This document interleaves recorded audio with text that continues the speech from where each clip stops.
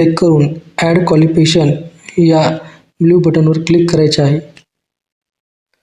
Add qualification या blue बटनवर click केल्यानंतर एक नवीन विंडो आपल्यासमोर येईल.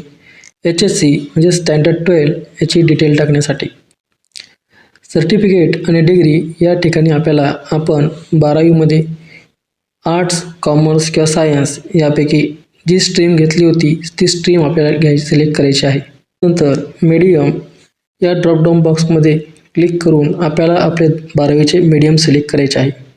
12वीचे मीडियम आपण 12वीचे एक्झाम ज्या माध्यमामधून दिली होती, जसे की आपण 12वीचे पेपर मराठीमधून दिले असतील तर मराठी माध्यम निवडायचं आहे आणि सर्व पेपर इंग्रजी माध्यमातून दिले असतील तर आपल्याला इंग्रजी माध्यम निवडायचं आहे. आर्ट्स आणि कॉमर्स हे सुद्धा इंग्रजी माध्यमातून असते, त्यामुळे त्यांनी सुद्धा इंग्रजी माध्यमातून पेपर दिले असतील तर इंग्रजी माध्यम त्या ठिकाणी निवडायचे आहे. मीडियम निवडल्यानंतर is certificate and degree from Maharashtra या खालील यस किंवा नो या बटनावर क्लिक करायचे आहे.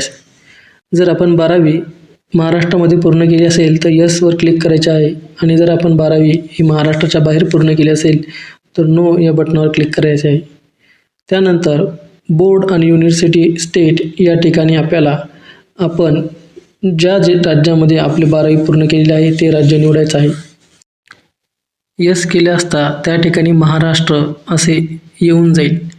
बोर्ड आणि युनिव्हर्सिटी या ठिकाणी आपण आपले 10वीचे बोर्ड निवडायचे आहे, जसे की CBSE board, state board, ICSE board हे सिलेक्ट करायचं आहे. जर आपण स्टेट बोर्ड म्हणजे महाराष्ट्र स्टेट सेकंडरी आणि हायर सेकंडरी एज्युकेशन पुणे यामधून जर एज्युकेशन पूर्ण केले असेल तर आपल्याला ते स्टेट बोर्ड निवडायचं आहे.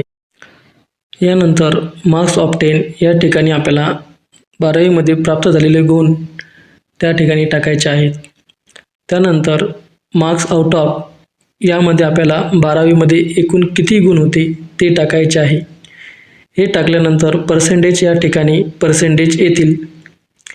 त्यानंतर ग्रेड खालील बॉक्समध्ये आपल्याला ग्रेड निवडायचा आहे व पासिंग क्लास या ठिकाणी आपल्याला आपलं पासिंग क्लास जसे की first class, second class, third class किंवा पास क्लास आहे ते टाकायचं आहे.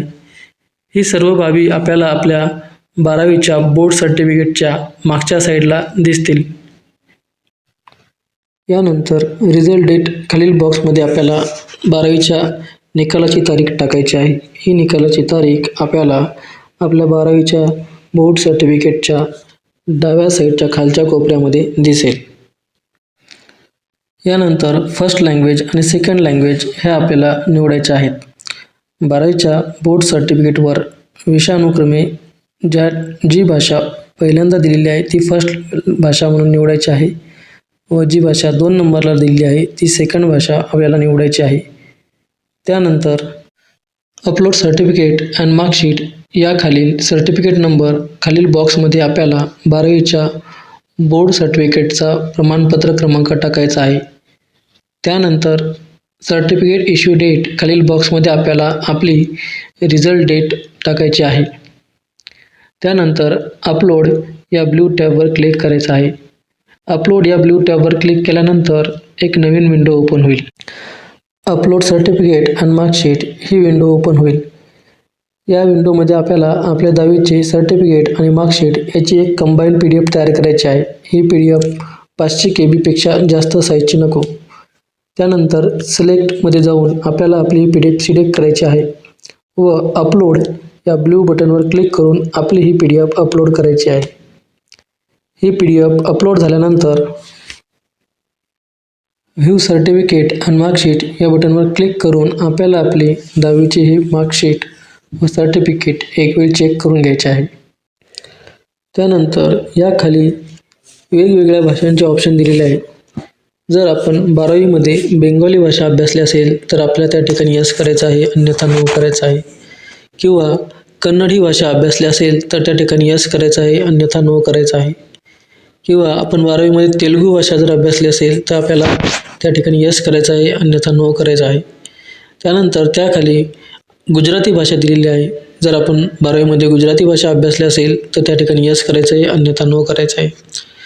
त्यानंतर त्याखाली सिंधी ही भाषा दिलेली आहे.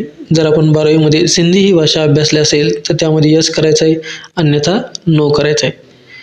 आणि सर्व सिलेक्ट केल्यानंतर आपल्याला सेव्ह या ग्रीन टॅबवर क्लिक करून आपली 12वीची सर्व माहिती सेव्ह करून घ्यायची आहे.